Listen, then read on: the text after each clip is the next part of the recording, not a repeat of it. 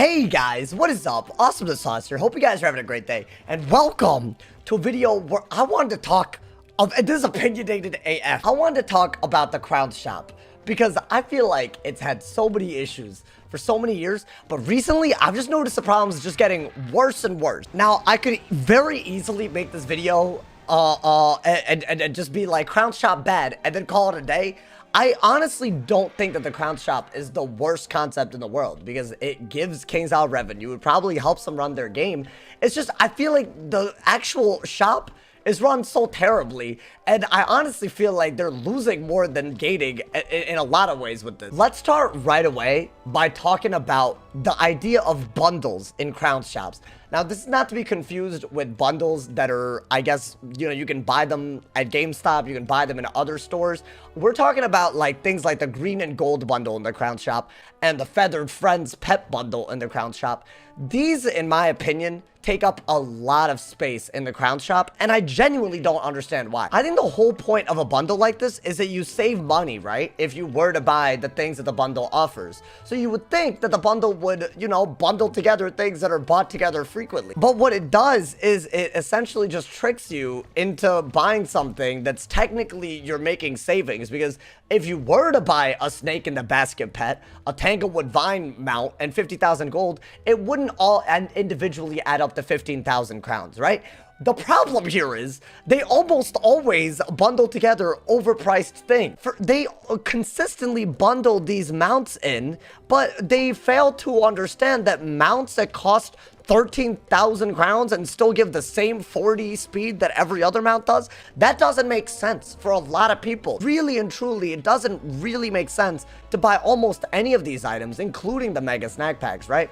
When you put those bundles in, it crowds out the crown shop from being able to buy a lot of other things. This is a real psychological study. This has been done. And I know it sounds crazy because, wow, he knows psychology. Options are good, but when you're in the hundreds and hundreds like this, options very often hurt the consumer's ability to actually pick out an item that they want to buy. Not only is this fairly predatory, in my opinion, because I feel like the only people that are buying this are the ones that are not equipped with the actual, I don't know, like knowledge that this is a scam almost. Not only does it take advantage of that, it probably prevents other people from interacting with the crown shop more. Their goal with the crown shop should be to streamline it. It should be to offer a lot of things, but it should also be to offer them at a fair price and also not to crowd the consumer's choice. Because when you do that, you're going to have a situation where things like this get a lot less activity. For what? And the trade-off is that they don't even interact with the other items that might actually be fairly priced. Now, we've kind of touched on this already, but I wanted to talk about the other things in the crown shop in terms of pricing. See, the thing about a pet in Wizard101 is that you can always hatch it out after someone buys it. So when you make the price of something 7,500 crowns, you do not incentivize someone to buy this if they really like this ice blade, this buddy bot ice blade. More importantly, if let's say you were to say that these spells are so good that they're worth putting a 15,000 crowns price tag on it, I would argue that the card that it gives would need to be good, right? You could basically make it so that the card on these spells, on these pets are really, really good. And if someone were to hatch them, they have a low chance of getting them. They've done that with some other pets before. So this isn't like a crazy idea. The problem is none of these cards are worth 8,000 crowns. Like, for example, if you bought a cool Corgi, you just get a 700 Orthrus, which honestly, if you had an enchant with the regular Orthrus spell, it always does more. Why would anyone pay 8,000 crowns for this? That doesn't make any sense. I think what they should really do is look at what they did with, I don't know what it was, like a rose bouquet or something they put out. It's a purely cosmetic item. It was only 100 crowns, which means a ton of people probably could have bought it. I think they need to look at how that kind of concept can be applied to things like pets that are cosmetic. Definitely things like mounts that are cosmetic. As cool as a mount is, there's no way you can tell me that it's worth 15,000 crowns. Especially if it doesn't run faster. I'm sorry. I'm never going to be sold on that idea. I just think it's a huge waste because I'm sure a lot of time gets put in to like a mount like this. This is a really, really cool mount. They would have to experiment in order to know whether the suggestion of lowering the crowns of this is actually a good idea, right? I mean, if there's actually that many people buying, I don't know, like the chromatic cat for 7,500 crowns, it might be reasonable to keep it at this just for making money, right? I just think the problem is not all of these are so special that the price tag should be that high, right? I mean, a carpet is definitely just not worth 5,000 crowns.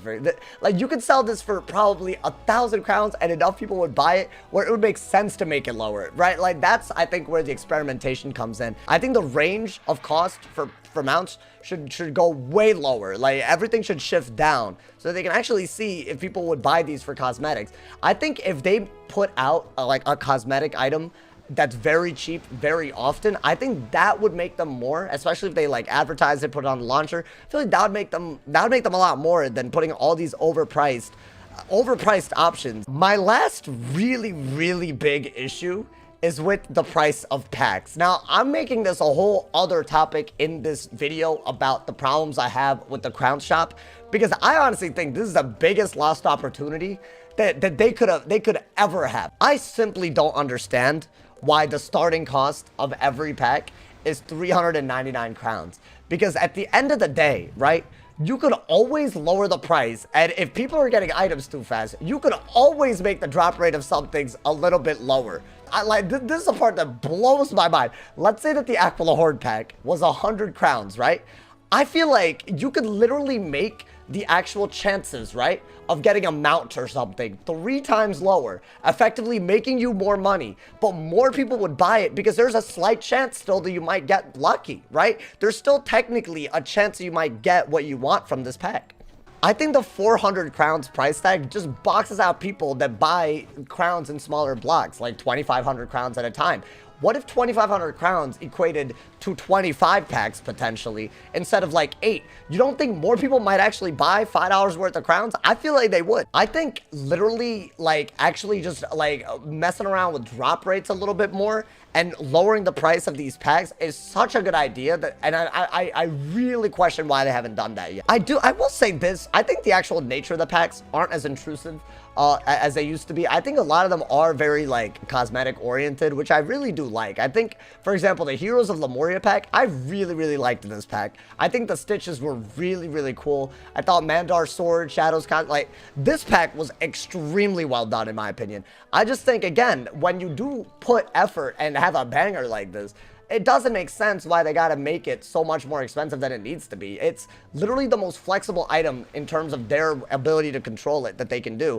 The settling on the 400 crowns blows my mind to this day. But yeah, guys, those are my 3 big issues. I feel like the actual cost of cosmetics, like pets and mounts, the actual cost of packs, and the existence of bundles in the crown shop are all things that really hold it back. But let me know what you guys think. Would you interact with the crown shop if it was different? What do you guys think of other things in the crown shop that I didn't bring up? As always, let me know in the comments. Drop a like if you enjoyed. And if somebody hasn't told you you're awesome today, they doing something wrong. So stay awesome.